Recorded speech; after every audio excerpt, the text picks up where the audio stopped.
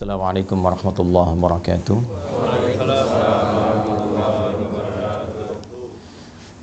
Alhamdulillahilladzi aqsama bis-subhi idza tanaffas. Wassalatu wassalamu ala Rasulillah nabiyyina wa sayyidina Muhammad ibn Abdullah alladzi ub'ida 'anil waswas wa 'ala alihi wa sahbihi wa dhurriyyatihi wa ummatihi ila yaumil mi'ad alladzi nabda'u fihi tanaffus. Wa ba'd. Jamaah sekalian yang dirahmati Allah Subhanahu wa taala.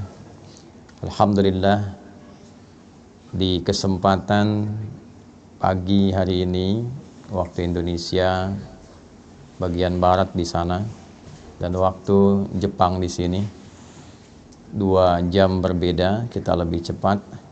Tapi dalam kecepatan 2 jam itu kita masih diberikan kesempatan oleh Allah untuk beriman. Ini nikmat yang penting untuk kita syukuri, karena di antara sekian orang berkehidupan di hari ini belum tentu keseluruhannya bisa mendapatkan anugerah iman. Di antara sekian orang yang mengatakan dirinya beriman kepada Allah, alhamdulillah kita yang masih diberikan kekuatan untuk membuktikan keberimanan kita kepada Allah dengan menunaikan ibadah salat subuh berjamaah di Masjid Indonesia Tokyo ini. Semoga salat kita diterima oleh Allah Subhanahu wa taala. Doa-doa kita diijabah dan zikir-zikir kita insyaallah juga diperkenankan dengan penerimaan yang baik si Allah Subhanahu wa taala. Alhamdulillah, yang pertama ini syukur dan kebahagiaan tersendiri kami diberikan kesempatan kembali untuk membersamai jamaah di Masjid Indonesia Tokyo ini, di masjid yang sama-sama kita berjuang untuk bisa menghadirkannya. Dari awal peresmian juga saya menghadiri dan mengikuti kegiatan dari sejak bahkan Ramadannya, di luar Ramadannya. Dan kita ingin mengingatkan dengan beberapa kawan-kawan yang mungkin masih menggunakan seragam koko kebanggaan dan kebahagiaannya itu, Mas Uwais, Mas Yusuf dan kawan-kawan lainnya. Saya ingin mengingatkan bahwa masjid ini didirikan dengan dasar satu, kolektivitas keislaman yang kuat. Di sini ada semangat untuk berjamaah, semangat untuk membangun kerukunan, dan betul-betul berjuang untuk bisa memperkenalkan Islam dan meningkatkan ibadah kepada Allah Subhanahu wa taala, khususnya di lingkungan Tokyo dan pada umumnya di Jepang. Mudah-mudahan niat dan seluruh apa yang kita harapkan itu sampai hari ini masih dicatat oleh Allah sebagai amal soleh untuk kita semuanya.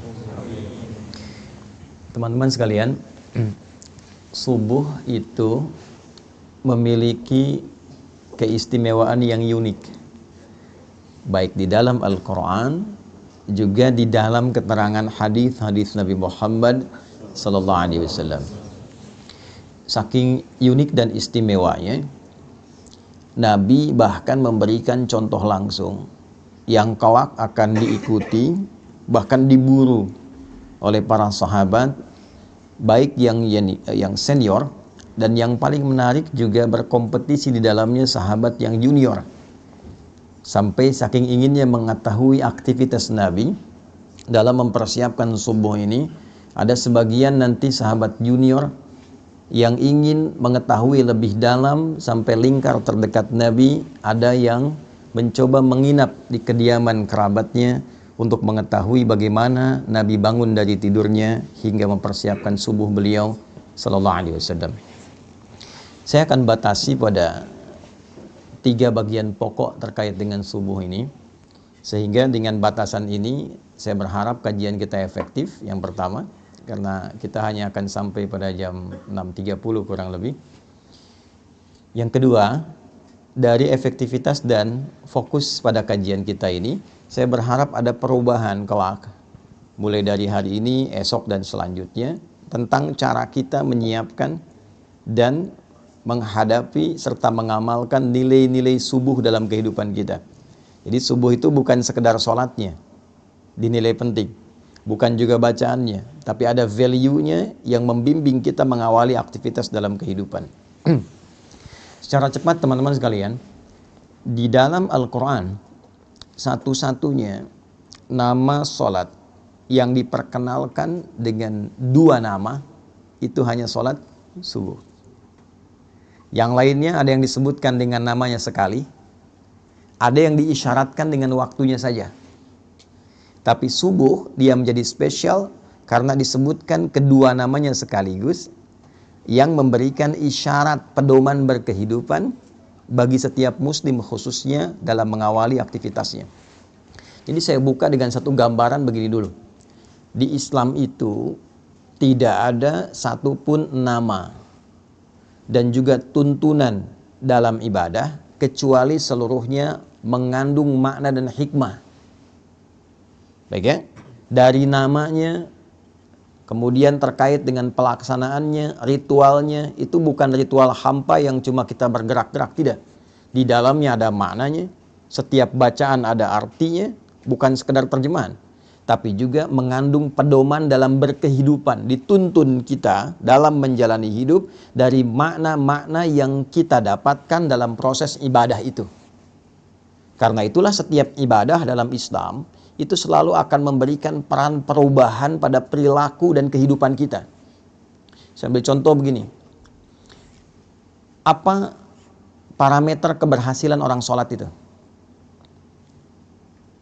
Ya? Nah, nanti ditinjau dari 2 bagian. Secara fikih, keberhasilannya benar dia. Dibuka dengan takbir, ditutup dengan salam. Diiringi dengan keikhlasan. Itu tinjauan fikih. Nah, ketika benar menunaikan secara fikih, kewajiban kita terangkat. Baik ya? Yang kedua, dituliskan pahalanya. Ini bekal akhirat. Tapi nanti parameter dampak dunianya apa? Karena kan doa kita selalu Rabbana atina fid dunya hasanah wa fil akhirati hasanah wa qina adzabannar. Nah, salat itu di Al-Qur'an disebut dengan hasanah. Baik ya? Aqimis salata. Perhatikan kalimatnya, tarafain nahar wa zulafan minal lail innal hasanati yudhhibnas sayyi'at. Itu Quran di surah ke-11 ayat 114. Salat disebut dengan hasanah. Nah, apa dampak salat yang disebut hasanah itu bagi dunia dan akhirat kita? Tadi secara fikih kalau benar salatnya dibuka dengan takbir, ditutup dengan salam, diiringi dengan keikhlasan, kita meyakini sepenuhnya ada pahala dituliskan. Pahala itulah bekal kita pulang untuk ke akhirat. Kalau ini semua dilepas, jaket, baju, handphone yang bagus-bagus ya, masuk alam kubur aja dilepas. Jangankan ke akhirat, masuk alam kubur tidak dibawa. Baik ya? Nah, yang dibawa apanya? Nilainya, keikhlasannya, amal solehnya. Sekarang dampak dunianya apa? Maka dijelaskan kembali di Al-Quran surah ke-29 di ayat ke-45. Utlu ma uhya ilaika minal kitab wa aqimis salah. Inna salata tanha 'anil fahsya wal munkar. Jadi kalau sholat itu benar dikerjakan, satu dampak dunianya dia bisa merubah perilaku, bertransformasi menjadi pribadi yang lebih baik. Karena itu dulu orang-orang yang hidup di era jahiliyah, ya, ketika kemudian diberikan risalah sholat lewat Nabi Muhammad SAW, itu seketika bisa merubah perilakunya menjadi pribadi terbaik yang hidup di zamannya.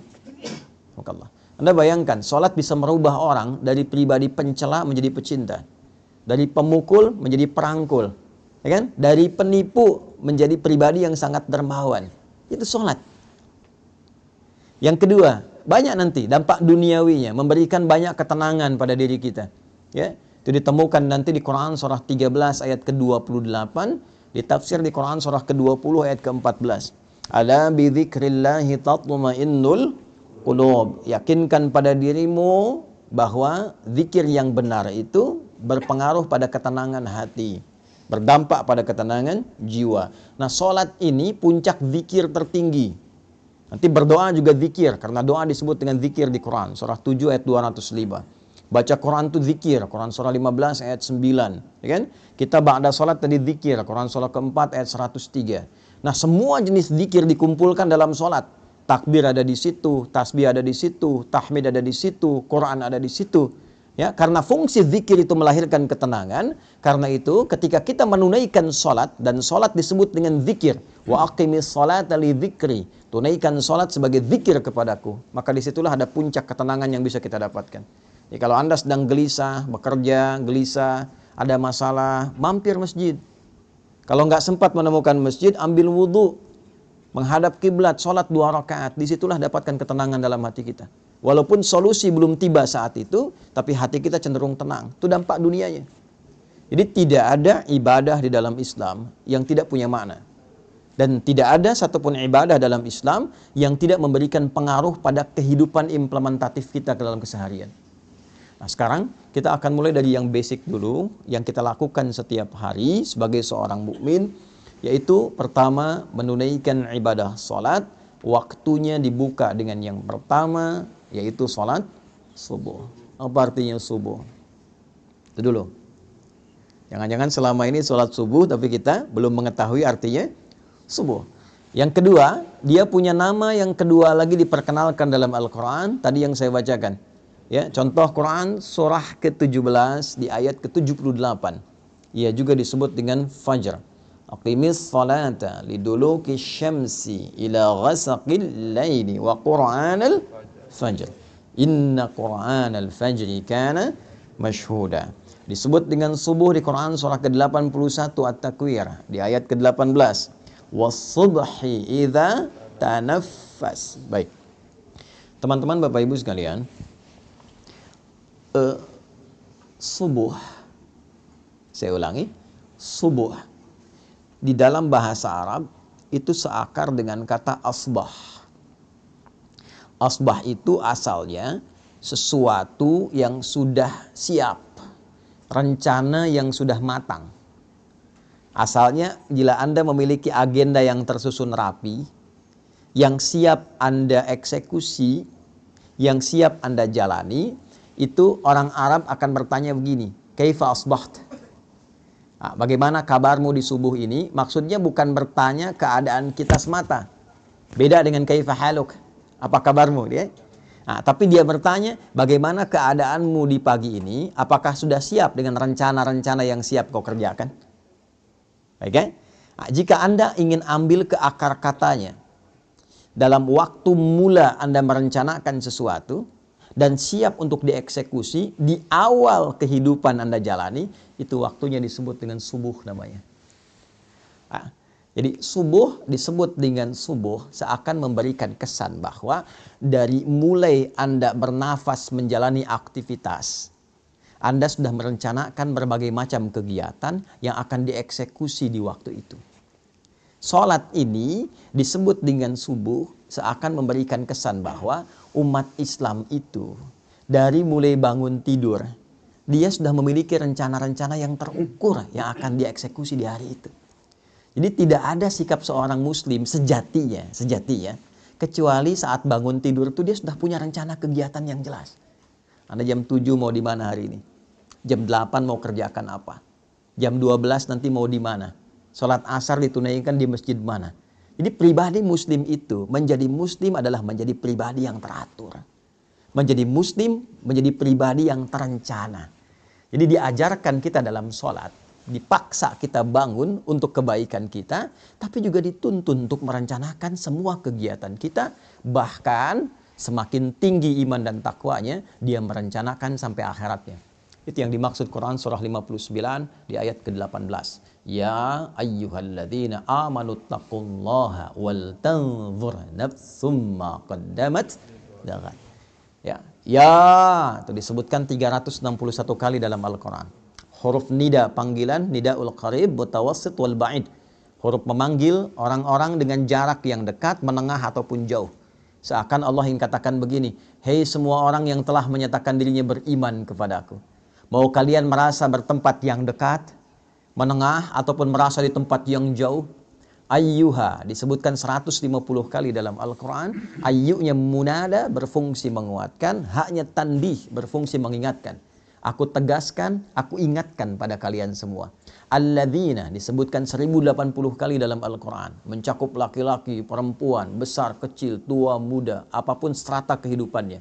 Siapapun kalian, besarnya pangkat, tak punya jabatan, apakah merasa hartanya melimpah atau cukup hidupnya, berilmu atau sedikit ilmunya, tanpa kecuali aku tidak bedakan, kata Allah, sepanjang kalian masih menyatakan dirinya beriman. Ittaqullah, tingkatkan dan jaga selalu takwamu kepada Allah. Dan di antara ciri orang takwa itu wal tanzur nafsum ma qaddamat lighad.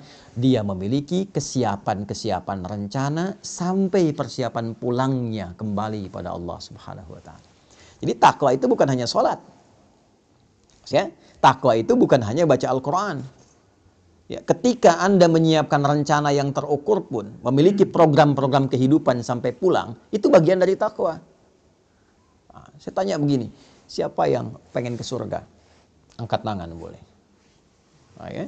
Yang surganya Firdaus. Nah, Masya Allah. Dah turun dulu. Yang merasa sudah cukup amalan untuk ke Firdaus. Boleh angkat tangan.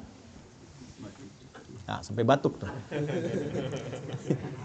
Yang merasa amalnya masih sedikit. Yang merasa banyak salah angkat tangan. Tuh, ya. Boleh aneh ya. Nabi Adam itu salahnya satu, keluar dari surga. Anda salah banyak pengen masuk. Nah, bagaimana memplanning itu? Menyiapkan rencana yang positif sampai kita mendapatkan rahmat Allah. Jadi rumusnya kan turunkan jenis surganya di Al-Quran, ada 8 jenis, dari Firdaus sampai ke surga yang standar biasa. Tapi mohon maaf, standarnya pun tetap surga. Itu turunkan karakternya bagaimana, amalannya apa saja, tekuni itu dengan profesi kita di bumi sampai kita mendapatkan hasilnya. Itulah subuh. Misal, Anda menginginkan surga Firdaus. Karakteristik penghuni surga Firdaus dan amalannya itu ada misalnya di Al-Quran surah ke-23 ayat 1 sampai dengan 9. Sampai Anda menemukan kalimat ulaika humul warithun alladzina yarithuna al-firdausa hum fiha khalidun. Ada orang-orang calon penghuni surga Firdaus yang sedang berpetualang di bumi. Nah, siapa mereka itu? Nah, balik ke atas, qad aflahal mu'minun. Ciri pertamanya dia punya iman yang kuat. Ada amana, amanu, yu'minun, mu'minun, beda. Amana, amanu baru standar keimanan. Perlu dilatih amal soleh terus ditingkatkan. Karena itu ketika amanu dibuka lagi dengan amal soleh, dibuka dengan puasa, dibuka dengan sholat dan seterusnya. Ya, wal asr, innal insana lafi khusr illa alladzina amanu wa amilus salihat. Ya, maka dipacu lagi dengan amal soleh. Naik nanti yu'minun. Ya, iman yang konsisten dijaga terus. Alladzina yu'minuna bil ghaibi wa yuqimunas, latihan dia. Setelah merasa nikmat, merasa imannya kuat, ya cirinya salah satunya jangankan yang fardu, ketinggalan yang sunnah saja sudah gelisah itu. Dia berubah jadi mukminun. Karena itu kualitasnya beda. Kalau amana, amanu baru sekedar sholat. Yang penting terpenuhi kewajiban. Kalau sudah mukminun, dia ingin memastikan sholatnya terasa nikmat dan khusyuk. Alladzina hum fi sholatihim khashi'un. Maka Anda boleh menjadi pengajar, boleh menjadi pebisnis, boleh menjadi diplomat, birokrat, tapi dalam saat yang sama, kalau ingin Anda punya rencana ke surga Firdaus, jaga waktu sholat Anda dan tunaikan dengan khusyuk. Firdaus. Kalau sholat biasa, mungkin khusyuknya standar. Tapi pengen ke Firdaus, berusaha terus selama hidup dalam level kehusyuan yang tinggi yang mampu kita lakukan. Ya, walladzina hum 'anil lagwi mu'ridun, yang enggak penting-penting tepikan. Nah, itu dibuat rencananya secara terukur. Kita tuh punya visi panjang loh, bukan cuma dunia. Sampai akhirat, akhiratnya turunkan, jadikan panduan berkehidupan. Nah, itulah yang dimaksud Quran. Surah ke-81, ayat 18. Wasubhi idza tanaffas. Dan aku bersumpah, kata Allah. Pakai kosam tuh. Demi waktu subuh. Yang mengiringi setiap nafas yang keluar, yang baik, yang dengan itu keluarlah produktivitas amal soleh setiap makhluk. Allah kasih contoh. Maaf, setiap subuh itu diberikan semua contoh kehidupan kita. Tumbuhan, nafas pertamanya keluar oksigen. Dia serap karbon dioksida, dia keluarkan oksigen pagi hari. Saya waktu di Utrecht di Belanda itu, setelah ada sesi mengajar itu, saya tinggal di satu flat, apartemen. Itu depannya itu bagus sekali, hutan lindung yang terjaga, sehingga udaranya bagus. Saya ingin buktikan bagaimana ayat ini bisa terasa dalam fenomena alam. Saya keluar kurang lebih 2-3 menit sebelum waktu subuh. Itu udara yang terasa, masih terasa karbon dioksidanya. Belum segar. Tapi begitu masuk waktu subuh, wasubhi idza tanafas, ganti. Oksigen mulai muncul, segarnya mulai muncul. Jadi Anda bisa bayangkan, tumbuhan saja dimulai waktu subuh dia sudah punya rencana yang terbaik untuk memberikan manfaat dalam kehidupan. Ayam subuh sudah berkokok, kan? Binatang, angin, subuh, sepoi sudah bertasbih. Jadi Anda bayangkan makhluk yang tidak dihisab. Dia punya rencana strategis dalam hidupnya dan sudah memberikan manfaat di awal aktivitasnya. Saya, Anda, kita. Yang jelas dihisab dari ujung kepala sampai ujung kakinya. Yang menginginkan berada di surga Firdaus di awal masa transit sampai tinggalnya di akhirat nanti. Maka ditanya oleh Allah, tanya balik tuh. Apa yang kau siapkan? Rencana apa yang kau punya? Di awal bangunmu, di awal nafas kehidupan yang engkau akan jalani. Jangan-jangan tumbuhan yang tidak dihisab memberikan manfaat, manusia yang dihisab justru belum punya rencana manfaat yang bisa ditebarkan dalam kehidupan. Maka kita diajarkan dari awal. Ya, saking pentingnya rencana-rencana yang baik ini, maka Al-Quran meminta kita menyiapkan bahkan sebelum subuhnya. Ya, saya mulai dari hadis Abu Daud, nomor hadis 1367. Nanti diriwayatkan oleh sahabat mulia yang junior, namanya Abdullah, anaknya dari paman Nabi SAW Abbas bin Abdul Muttalib radhiyallahu ta'ala anhu. Perhatikan kalimatnya, beliau meriwayatkan, dan riwayat ini sangat penting, dari 2000 riwayat yang pernah beliau sampaikan. Qala an Ibnu Abbas radhiyallahu ta'ala anhuma qala kana an-nabiy sallallahu alaihi wasallam. Ibnu Abbas ini meriwayatkan hadis ini sampai beliau meminta menginap di rumah bibinya Sayyidah Maimunah. Jadi kalau nanti Anda yang umrah atau haji, mudah-mudahan yang belum bisa segera ya untuk berangkat. Nah, itu tidak cukup dengan amin, nabung tuh ya. Nabung berdoa ya. Nah, nanti kalau sudah berangkat, Anda cari namanya pintu Babus Salam. Dari Zamzam patokannya belok kanan. Ada pintu 26 yang kiri gate Ismail, di samping yang ada istana raja tuh, Jabal Qubais. Masuk ke kanan, lurus dulu setelah gate Ismail, nanti sedikit lagi 27, 28 bertemu pintu gate Nabi namanya. Tandanya yang ada jembatan ke arah masjid dari istana itu. Ada tulisan gate Nabi, Babun Nabi. Disitulah kediaman Sayyidah Maimunah radhiyallahu taala anha, dan disitulah Nabi berkehidupan tinggal setelah Sayyidah Khadijah wafat. Ya, letak rumah Sayyidah Khadijah di depan yang pintu Marwah. Ya. Nah, di gate Nabi ini beliau pernah tinggal di kediaman Sayyidah Maimunah. Ibnu Abbas kecil tinggalnya di samping pintu Babus Salam. Jadi kalau turun Babus Salam, gate Nabi, gate Ali, Babus Salam, turun ada eskalator sebelah kiri dan kanan, tangga manual. Ada satu kursi warna merah tuh di depannya itu. Turun ke bawah, ada tulisan Babus Salam. Babus Salam tuh nanti sejajar.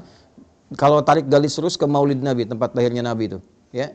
Jadi seakan-akan memberikan satu isyarat bahwa kita berislam itu ya menuju kepada Allah melalui petunjuk Nabi Muhammad sallallahu alaihi wasallam. Saya pernah dengan kakak ngambil arah matahari terbit, itu begitu dipotret baru sadar kalau bayangannya itu tembus lurus langsung dari kediaman Nabi ke arah Hajar Aswad. Lurus, ya. Dulu waktu belum rame-rame seperti sekarang. Nah, saya mau katakan cepat. Itu dari pintu itu saya mau ilustrasikan ya, mengarah ke sofa nanti rumahnya Arqam bin Abi Arqam, anak muda usia 17 tahun yang dalam riwayat salah satunya menyebutkan orang yang ke-17 masuk Islam, diajak oleh Sayyidina Utsman bin Affan radhiyallahu taala anhu dari 40 orang awal yang masuk Islam. Disebut dengan generasi awal as-sabiqunal awwalun. Anak ini, anak bungsu, sudah disiapkan oleh orang tuanya untuk mengabdi kepada Islam dengan mendalami pengetahuan. Jadi anak pertamanya Fudail dikhususkan melayani Nabi jadi asisten Nabi. Kelak ketika Nabi akan meninggal, Fudail lah yang membawakan air wudhu untuk Nabi. Saat berwudhu kemudian beliau sudah selesai dan wafat kemudian hari ya di pangkuan Sayyidah Aisyah radhiyallahu taala anha. Adiknya yang bungsu ini yang disiapkan oleh ayahnya untuk mendalami Islam, khusus terkait dengan Quran dan kepribadian Nabi. Jadi mohon izin saya sedikit dalamkan ya. Ini pesan bagi kita, kalau sudah berkeluarga, disiapkan. Jangan hanya sekedar menyatu, punya keturunan, disekolahkan. Tidak, siapkan. Ini anak pertama mau jadi apa? Anak kedua kemana arahnya? Anak ketiga seperti apa? Sehingga melengkapi visi dan kebahagiaan yang disiapkan di kehidupan keluarga itu. Jelas. Sampai ke akhirat bergandengan tangan, dibawa semua. Menghadap Allah dalam kebaikan. Itu ada konsepnya di Quran surah ke-13 ayat 23 sampai 24. Kalau Anda bisa menyiapkan begitu, itu disambut oleh malaikat saat masuk ke surga, di semua pintu surga. Ya, nanti di akhir saya tajamkan itu. Nah, Abdullah bin Abbas ini selalu disingkat dengan Ibnu Abbas. Ya, perhatikan ini di ilmu sanad ya. Kalau ada ayah, ibu mendidik anaknya dengan baik sampai dekat dengan Allah, itu kalau di ilmu hadis dibuang nama anaknya, dilekatkan nama orang tua diwakili ayahnya. Misal, namanya Abdullah, bapaknya Abbas. Diisyaratkan dengan ibnu, anak laki-laki, Abbas. Abdullahnya dibuang. Untuk memberikan kesan bahwa setiap yang dilakukan oleh anak, yang sifatnya baik, mau dia sholat, baca Quran, mau dia beramal kebaikan apapun, sepanjang pernah dididik oleh orang tuanya, maka semua yang dia kerjakan mengalir pahala dan kebaikannya pada kedua orang tuanya. Ibnu Abbas radhiyallahu taala anhuma, hadis ini diriwayatkan oleh Ibnu Abbas. Jadi kalau saya bacakan hadis ini, Anda yang dengar sekian banyak, live ribuan orang misalnya tonton, itu satu hadis ini dari ribuan orang yang menyimak mengalirkan pahala untuk Abbas dan juga istrinya dan keluarga besarnya. Bayangkan. Beliau mengatakan, kana Nabiyyu sallallahu alaihi wasallam, adalah kebiasaan Nabi sallallahu alaihi wasallam. Idza staiqadha min naumihi, jika beliau bangun dari tidurnya, fajalasa, beliau duduk terlebih dahulu. Nah, ini sunnah. Nah, jadi bangun tidur terus duduk ya, bukan mandi. Nggak ada orang tidur bangun langsung mandi. Ayo yang guru-guru di Slit ya, diajarkan lirik yang sesuai hadis itu bagus. Bangun tidur terus duduk. Ya, duduk dulu tenang. Kemudian wa masaha biyadihi min athari naumi. Beliau menghilangkan bekas ngantuknya dulu dengan bagian tangan yang diduga bersih. Hilangkan dulu ngantuknya. Ya, ini penting kalimat ini karena nanti ada hadis. Kalau Anda bangun tidur, cuci dulu tangan Anda karena Anda tidak tahu tangan itu berkelana kemana saat tidur. Ya, dalam situasi yang khusus. Tapi situasi yang umum, yang bersihnya, hilangkan dulu bekas ngantuknya. Nah, supaya Anda berdoa dalam keadaan sadar. Jadi bukan berdoa dalam keadaan ngantuk. Ya, sadar. Di Islam itu, wahyu pertama turun, Anda masih ingat nggak? Apa bunyinya? Iqra. Baik, Iqra. Tapi tidak jarang orang melihat proses mendapatkan Iqra itu. Teman-teman, Nabi itu menerima wahyu, seluruhnya dalam keadaan sadar dan terjaga. Ya, mau saya katakan begini. Ya, itu kan malaikat meluk kan? Ya kan? Di Gua Hira kan, sendirian Nabi dipeluk oleh malaikat, menyamar jadi laki-laki, dikatakan Iqra. Saya tanya gini lah, kalau Anda sedang sendirian di luar, tiba-tiba ada yang meluk dari belakang. Iqra. Perasaan Anda gimana? Ngeri ya? Nabi stabil, Nabi tidak pingsan. Nabi kuat menerima itu dan diterima dalam keadaan sadar. Artinya apa? Seluruh apa yang diajarkan oleh Nabi bukan hanya dibimbing dan dikuatkan oleh Allah, tapi dipastikan dengan ikhtiar yang baik, yang sempurna, yang terukur. Tidak ada satu bacaan pun yang diajarkan Nabi dalam keadaan beliau tidak sadar, itu nggak ada. Ya, jadi kita baca doa itu, pastikan dulu, sempurna dulu keadaan diri kita, siapkan dengan baik. Jangan sampai alhamdulilladzi ahyana ba'da ma amatana. Amatannya panjang, amatana dah. Walaihin nusyur gitu ya. Bangunnya jam 3, sadarnya jam 6 gitu kan. Itu. Nah, siapkan. Setelah itu, nah ini poinnya. Yang kita tahu kan baru doa tadi ya. Sekarang perhatikan hadisnya. Faqara'a khawatima Ali Imran. Maka beliau membiasakan membaca 11 ayat terakhir surah Ali Imran. Secara cepat saja, di 11 ayat terakhir surah Ali Imran, dimulai dari 190 sampai 200, itu adalah tuntunan merencanakan kegiatan yang dibuat dalam waktu yang panjang sampai ke akhirat kita. Inna fi khalqis samawati wal ardi wa ikhtilafil laili wan nahari la ayatil liulil albab. Sungguh tancapkan pada hatimu yang paling dalam, jangan sampai ragu. Kalau kita ngaji agak dalam sedikit. Inna harfu nasbin wa taukidin tansibul isma wa tarfa'ul khabara mabniyun 'alal fathi la mahalla lahu minal i'rab. Inna itu berfungsi untuk menguatkan pesan agar disampaikan kepada hati kita. Kuatkan, jangan sampai goyah. Dibuka hikmahnya, makanya alamatnya fathah. Ya kan? Kalau dia nanti sifatnya mudzakkar salim, pakai ya untuk dikuatkan, diikat dengan baik. Ya, ikat pada hatimu. Sungguh tancapkan pada hatimu yang paling dalam. di balik hikmah penciptaan langit dan bumi dan seluruh kegiatan berganti siang dan malam, ada orang-orang yang paham substansi kehidupan. La ayatil liulil ulul albab, itu yang mengerti esensi hidup. Paham. Nih, Anda mesti mengerti, Anda kesini untuk apa? Anda ngajar mau cari apa? Anda bekerja untuk apa?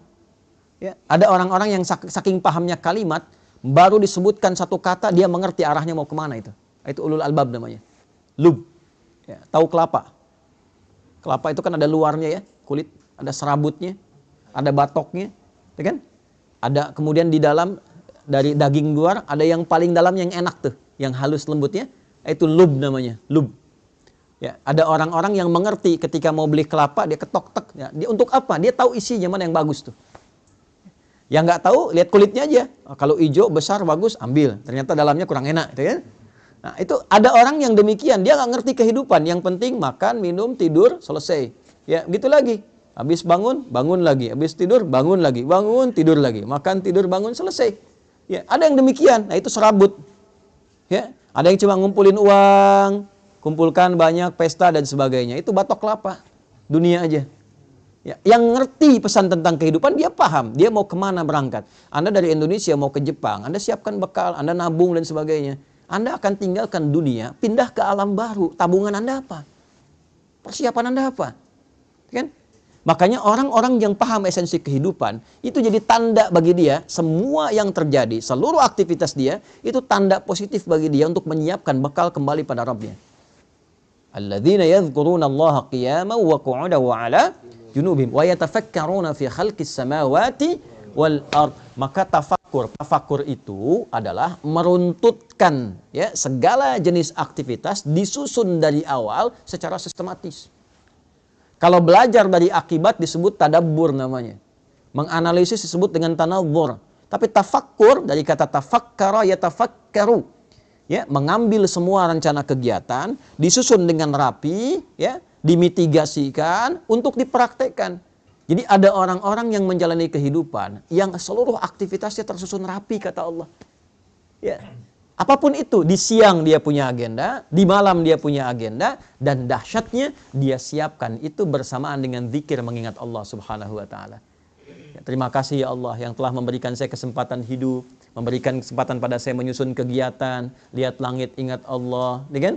Lihat anak ingat Allah sebagai titipan. Itulah ulul albab. Ya, sampai dengan nanti ayat ke-200-nya. Jadi dimulailah aktivitas itu sebelum subuh, Nabi bangun, merencanakan kegiatan itu, persiapan warming up menunaikan sholat tahajud. Demi apa? Demi membawa agenda yang disiapkan di subuh itu menghadap Allah. Apa tandanya agenda itu telah siap dibawa menghadap Allah sebelum dieksekusi? Jadi idealnya begini, disusun dulu tuh, besok mau ngapain. Sudah disusun, baru kita berdoa kan?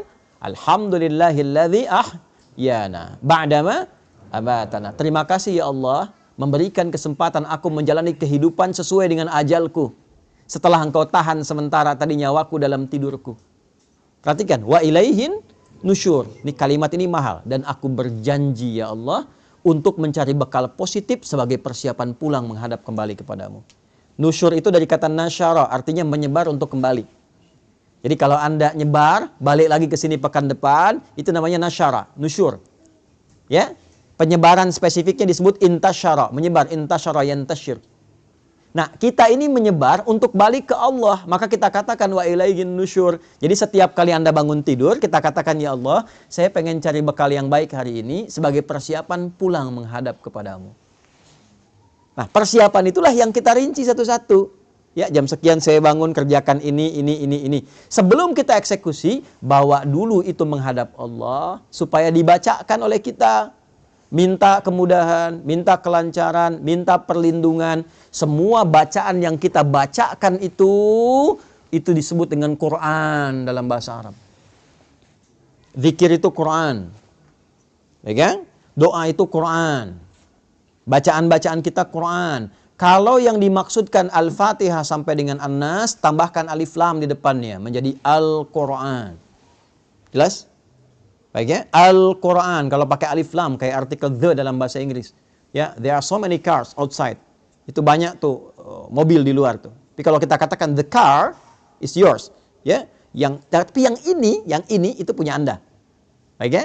Itu kayak artikel Al-Quran khusus untuk firman Allah yang disampaikan melalui malaikat Jibril pada Nabi Muhammad SAW dari Al-Fatihah sampai An-Nas, berpahala dan beribadah kita dalam membacanya. Itu Al-Quran.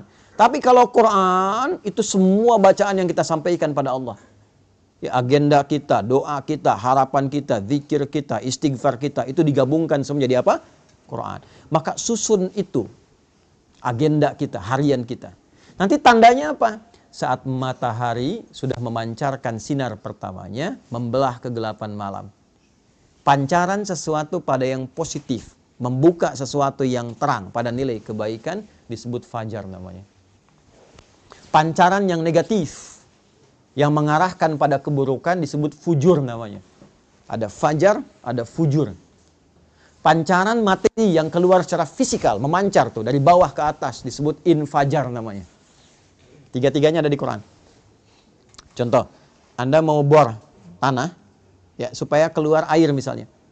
Ya, begitu Anda bor, keluar airnya. Itu bahasa Arabnya namanya infajar. Nabi Musa punya tongkat, dipukulkan ke batu, ya maka batunya terbelah, keluar 12 mata air. Al-Baqarah ayat 60. Wa idhistasqa Musa liqaumihi faqulna idrib bi'asakal hajar fanfajarat minhu 12 aina. Infajar, keluar 12 mata air. Ya, tongkat Nabi Musa kayu dipukulkan ke batu, kuat batu secara material. Tapi ketika tongkatnya mukjizat dipukul, batunya yang belah. Ya, keluar 12 mata air. Anda punya tongkat emas, pukulkan ke batu, ya, keluar 12 air mata tuh, pecah tongkatnya. Nah, fujur itu pancaran negatif yang keluar dari nafsu. Nih. Jadi ada takwa, pancaran positif, ada fujur, pancaran negatif. Ya, provokatornya setan. Kalau takwa, supporternya malaikat. Nanti malaikat disebutkan 88 kali, setan disebutkan 88 kali. Quran surah 91 ayat 7 sampai 10.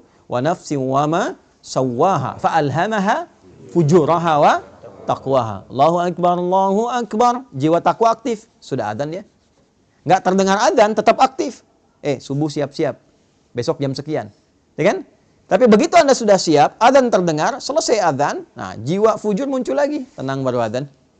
Belum qomat, ya kan? Waktunya masih panjang, pernah begitu? Nah, itu fujur namanya. Itu kan pancaran dari tubuh kita memancar tuh. Nanti keluar dari sini itu aktif juga. Begitu keluar lihat tuh kan, sepatunya bagus yang itu ya. Aktif itu. Ya, nah itulah perjuangan kita ngontrol itu. Nanti pancaran keburukan disebut fujur, pancaran kebaikan secara material fisik bendanya ada disebut dengan infajar. Tapi kalau memancar sesuatu, membuka celah kebaikan, membuka sebuah terang, ya, memberikan dorongan-dorongan positif untuk memulai satu aktivitas disebut fajar namanya.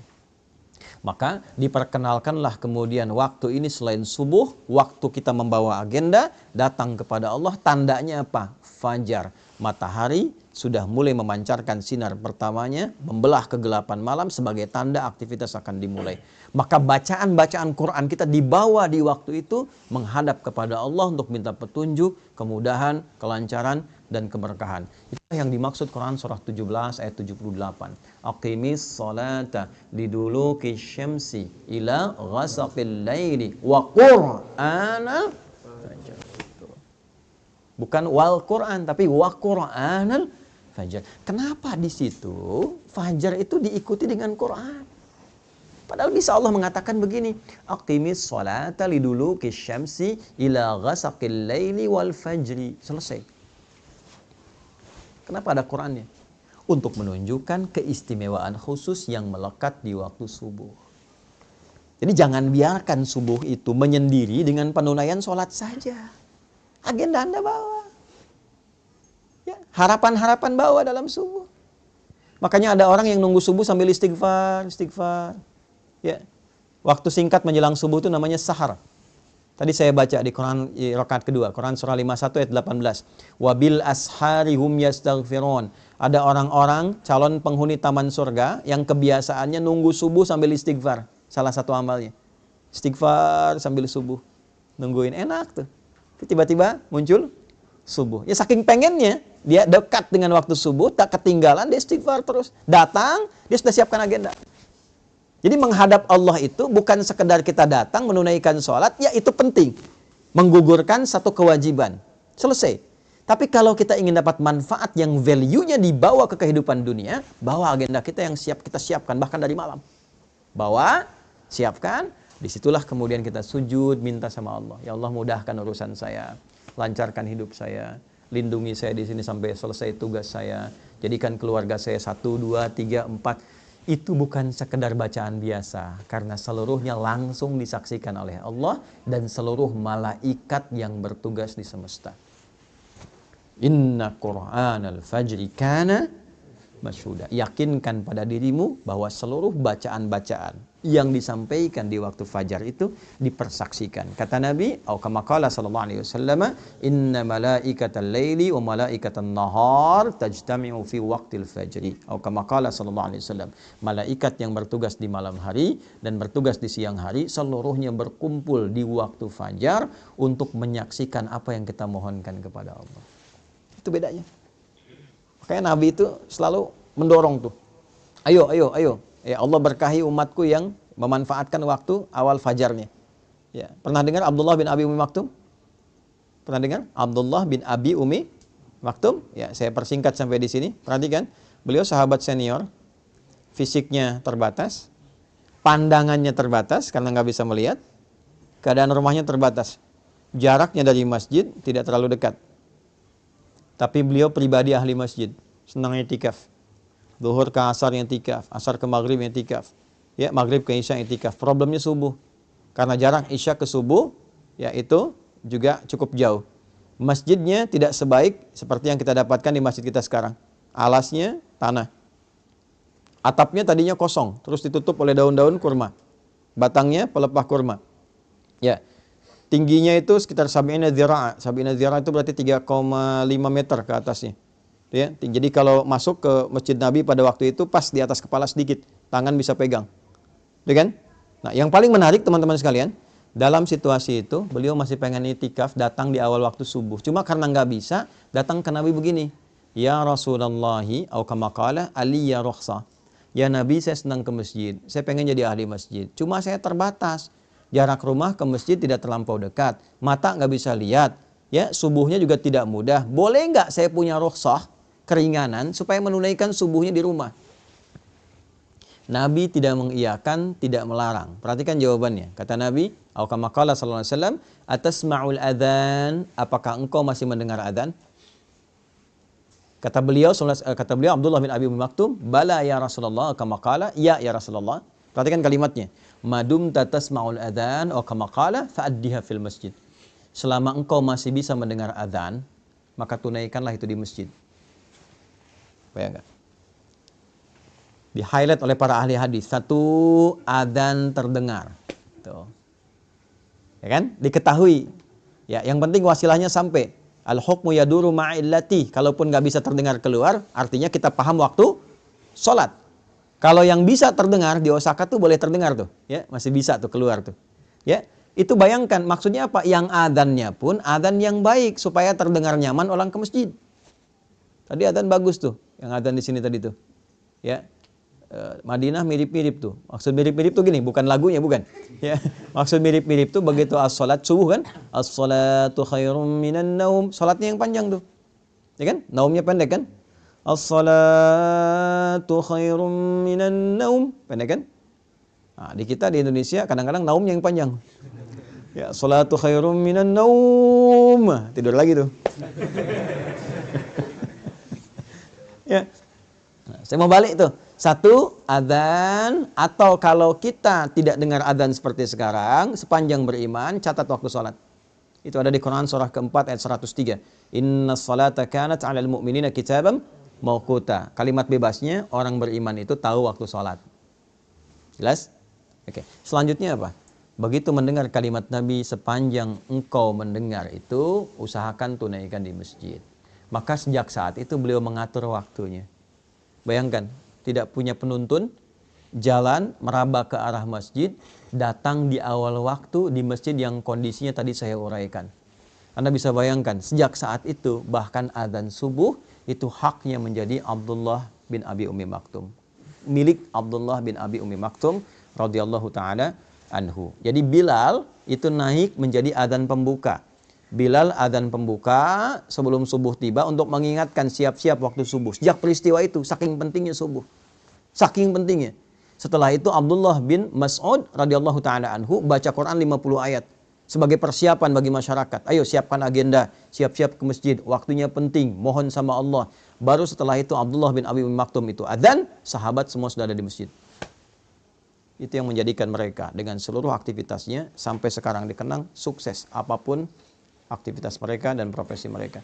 Tidak ada satupun sahabat yang hidup di muka bumi ini dengan semua kegiatannya kecuali mereka sukses dan bahagia.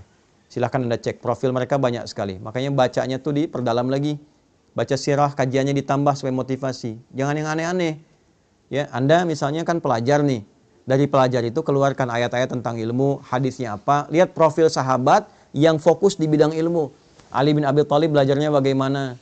Sampai pakar di bidang matematika. Itu bukan hanya tahu tafsir, hadis. Beliau itu paham matematika apa. Anda kalau ngaji tafsir, ada tafsir tuh bagus ya. Namanya Al-Jawahir, karya Tontawi Jawahari. Itu bagian terakhirnya ada kitab Lataif namanya judulnya itu. Di dalam Lataif ini ada keunikan-keunikan Ali bin Abi Thalib karena menyelesaikan persoalan-persoalan hukum itu dengan menggunakan pendekatan hitungan matematika. Indah deh. Yang perempuan itu ya, Sayyidah Aisyah itu kan dokter. Dalam arti paham bidang kedokteran, belajar ilmu kedokteran. Sayyidah Fatimah itu perawat. Nanti ada nasab perawat tuh ada. Yang laki-laki siapa, yang perempuan siapa. Yang di militer siapa? Yang pebisnis di sini keluarkan ayat-ayat tentang bisnis, hadisnya apa? Profil sahabat Nabi itu siapa yang pebisnis? Entrepreneurnya siapa saja? Ya, silahkan Anda cek keluarkan. Begitu caranya.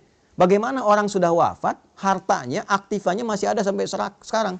Utsman itu sudah meninggal, cuma beli satu sumur, dikonversi sekarang jadi hotel. Orangnya sudah meninggal. Hotelnya dibuat oleh pemerintah Saudi, ya kan? Setelah itu dijadikan kemudian wakafnya Utsman bin Affan radhiyallahu taala anhu, hasil yang disimpan di bank Saudi disedekahkan untuk kepentingan umat Islam. Orangnya sudah wafat 15 abad yang lalu. Apa ada YouTuber di masa Nabi? Tapi jangan salah, orang-orang media ada, sampai turun ayat banyak. Wa idza ja'ahum amrun minal amni awil khaufi adza'u bi. Ada tipikal orang-orang sakit yang apapun bisa jadi konten baginya katanya. Itu ada di Quran. Ya, jadi apa saja jadi konten, bikin konten, upload lagi. Uploadnya pakai syair. Lihat apa saja bikin konten, apa saja bikin konten. Sampai turun ayat. Selektivitaslah dalam bikin konten itu. Yang baik-baik tampilkan, jangan bikin hoax. Maka turun ayat-ayat tentang hoax. Cuman medianya tidak seperti sekarang. Ya, sekarang lebih berkembang, eranya digital. Ngajinya juga beda. Dulu saya waktu ngaji tasrif masih sorop. Fa'ala yaf'ilu, fa'ala yaf'alu, fa'ala yaf'ulu. Sekarang sudah beda. Taba yatubu yutuban. Pas bakayu Facebookan, ya. Tak takayu taktiku TikTokan, ya. Instagramu Instagraman. Nah, ini yang kita perbaiki sehingga ngajinya itu tulus. Ya, jadi ilmu dipelajari, amal dipraktekkan, manfaat kemudian bisa diraih. Itu terukur semua. Dulu ngaji kita begitu, Fathul Qarib, Fathul Mu'in, macam-macam. Dulu ulama-ulama itu mendampingi Umar. Anda kalau ke Jogja di Kesultanan Jogja itu masih ada tuh. Ya, kumpulan-kumpulan hazanah awal untuk keislaman di situ. Ada ngajinya tuh. Ini pembahasan Fathul Qarib yang ngajar siapa, Fathul Mu'in yang ngajar siapa, muftinya siapa, ya dalamnya siapa, sampai begitunya. Dan dipraktekkan dalam kehidupan. Makanya desain kotanya pun terukur. Silakan Anda cek kalau nggak percaya. Di mana ada masjid, depannya ada alun-alun, sampingnya ada pasar dan sebagainya. Itu bukan sesuatu yang biasa, terukur. Oleh karena itu saya kembalikan dan saya tutup, teman-teman, saya ingin mengajak. Jadi jangan sampai kita menunaikan ibadah hanya sebatas memenuhi kebutuhan ritual semata. Walaupun itu sah secara hukum. Tapi kalau ingin merasakan nikmatnya berislam, bawa nilainya, praktekkan dalam berkehidupan. Anda kalau nggak tahu nikmatnya, mohon maaf ya, belum tahu nikmatnya, la yasraqu min qaum. Hai orang-orang beriman, jangan saling mencela. Praktekkan ayat itu, tidak saling mencela. Baru terasa berislam itu bagaimana. Kalau mau tahu nikmatnya berinfak, bawa itu, cari orang, dekatkan dia, bikin program di KMI. Dulu saya pernah inisiasikan tuh. Ya, tidak semua orang di Jepang itu kan, mohon maaf, ya punya kemapanan. ya, pemahaman dalam materi, termasuk orang kita ataupun orang Jepang tetangga kita dan sebagainya. Kenapa nggak kita praktekkan untuk mendapatkan indahnya berislam? Masak bagi dengan tetangga, ya, ada lansia-lansia butuh perhatian, tengokin bareng-bareng, ya kan? Jagain, bahagiakan dia, kirimkan bunga, sampaikan. Ketika ditanya Anda begitu baik, katakan Islam yang mengajarkan saya untuk bersikap seperti ini. Baru Anda rasakan keindahan Islam itu di situ. Ya, jadi kalau cuma kita praktekkan ibadahnya, baru terasa spiritualnya, tapi kita tidak merasakan dampak-dampak kehidupan duniawinya. Nah, ini yang barangkali saya ingin dorong supaya 3 bagian yang tadi saya sampaikan, 1 pemaknaan tentang subuh, 2 korelasinya dengan fajar, dan 3 implementasinya dalam kehidupan kita, sehingga insya Allah besok-besok kalau kita menunaikan subuh lagi, kita sudah siap dengan agenda apa yang kita siapkan dalam kehidupan kita. Nanti koreksi di siang hari, sampai siang itu tercapai enggak? Apa yang belum jadi ibadah? Makanya siang disebut sholatnya sholat zuhur, bukan nahar. Padahal siang dalam bahasa Arab disebut dengan nahar. Zuhur itu artinya jelas, idhar, jelas, terang. Man amana, tidak didengungkan. Sudah sampai siang, sudah jelas belum capaiannya? Evaluasinya bagaimana? Mengajar Anda sudah benar belum? Berapa yang sukses dari murid yang Anda ajarkan? Pahami itu. Yang kedua, pertanyaan besarnya, dari semua yang diajarkan itu ada nilai pahalanya enggak? Ada yang kenal Allah enggak? Kan? Mungkin Anda ditugaskan berada di sini. Yang pertama supaya mensujudi tapak-tapak bumi yang mungkin belum pernah dipakai sujud. Peran Anda di sini 1. Yang kedua, sedapat mungkin mengenalkan Allah bagi setiap orang-orang yang hadir di lingkungan ini yang belum tentu kenal Allah. Dan selamat Anda yang terpilih, bukan orang-orang seperti kami. Maka optimalkan itu dalam kehidupan kita. Sampai zuhur, cek. Kemudian saya percepat, asar, bukan sore, tapi asar. Asar itu setiap waktu dan momentum yang mengiringi kita, manfaatkan sebaik-baiknya supaya ada hal-hal positif yang bisa kita kerjakan. Setiap waktu yang Allah kasih, upayakan jadi hal positif. Perilaku positif, kegiatan positif. Kalau tidak didesain itu, maka rugi kita karena diberikan waktu tapi tidak termanfaatkan.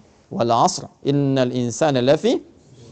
Insan disebutkan kurang lebih 65 kali di Quran, menunjuk pada totalitas manusia dalam beraktivitas. Kata Allah, manusia yang beraktivitas tapi tak mampu memanfaatkan waktu yang saya kasih, maka itu orang-orang yang rugi karena tak mampu mengkonversi waktu itu menjadi nilai positif. Illal ladzina amanu, kecuali orang beriman. Orang beriman punya visi yang beda. Nah, disinilah dipertaruhkan iman kita. Maaf, orang beriman itu dia mampu mengkonversi, memanfaatkan waktu menjadi perbuatan-perbuatan positif. Illal ladzina amanu wa amilus sholihat wa tawashaw bil haq. Maka ayo saling ingatkan teman-teman yang lain. Bikin database, satukan, saling ingatkan. Terus teman-teman bikin komunitas. Tapi mohon maaf, jangan bersaing untuk dunia. Fastabiqul khairat, saling melengkapi. Ya, di sini ada ormas, ada PCIM, PCINU. Dari dulu tuh alhamdulillah kita bangun masjid kompak, duduk sama-sama, kajian bareng. Kalau ada masalah keumatan, dudukkan bareng-bareng, bikin inspirasi dari sini sehingga tenang rasanya. Ya, kajian kitab dari NU sampaikan. Nanti kajian budaya Muhammadiyah bahas bareng-bareng, sampaikan. Yang lain-lain bikin komunitas.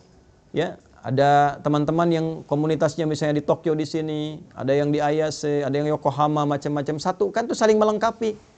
Kalau bisa kajiannya melengkapi, jangan semua dibikin sama. Sehingga orang tahu, oh yang pengen kajian ini datang ke sini, ini datang ke sini. Nanti satu-satu silaturahim.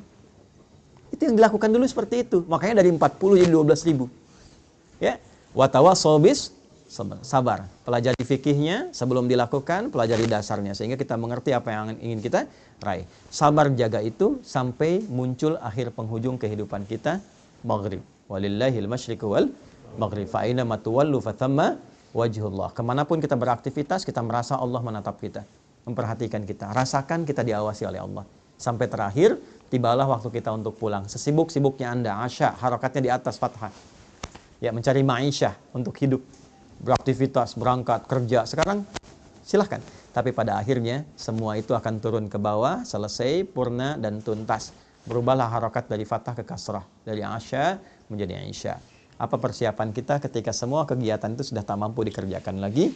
Kita berpulang kepada Allah, menutup mata kita dan di situ kemudian berlaku doa terakhir kita, wa ilaihin nusyur, dan kepada Allah lah kita akan kembali. Maka kita katakan bismikallahumma ahya wa bismika amut. Ya Allah, aku hidup berkehidupan, aku pun akan tidur, mungkin ini tidur terakhir yang akan aku kerjakan, dan mataku akan tertutup untuk selamanya. Mohon terima seluruh aktivitas yang aku kerjakan selama tadi. Maka kita istighfar sebelum tidur. Istighfar Nabi sampai 70 kali. Setelah tenang, nyaman, kita tidur. Dalam pun wafat, mudah-mudahan wafat dalam keadaan husnul khatimah. Inilah kurang lebih gambaran subuh sampai tidur kembali.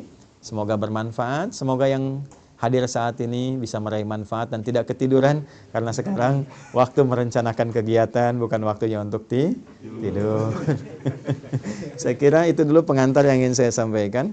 Kita ada waktu barangkali 15-20 menit sebelum kita akhiri. Saya mohon izin, saya batasi 6:30 karena saya mesti kembali ke flat itu untuk bantu mandikan anak-anak dan sebagainya untuk persiapan ke agenda berikutnya. Ya, saya kira saya cukupkan dulu. Nanti setelah itu kita berdialog. Dipersilahkan pada teman-teman kalau ada hal yang ingin kita diskusikan. Assalamualaikum warahmatullahi wabarakatuh.